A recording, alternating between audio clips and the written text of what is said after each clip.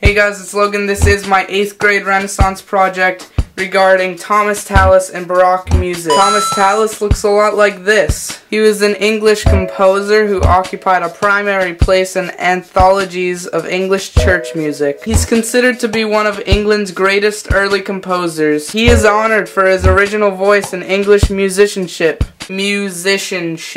Baroque music is a style of European classical music. It approximately extended from 1600 to 1750. Now I will list off 17 stringed Baroque musical instruments.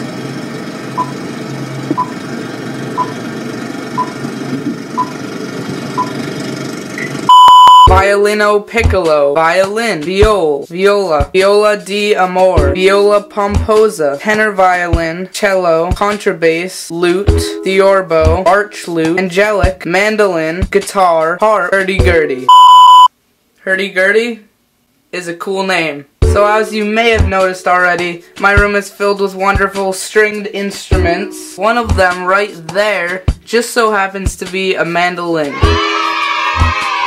which just so happens to be a Baroque musical instrument and in my hands right now. I also just so happen to have a clip of me playing it from like a couple months ago.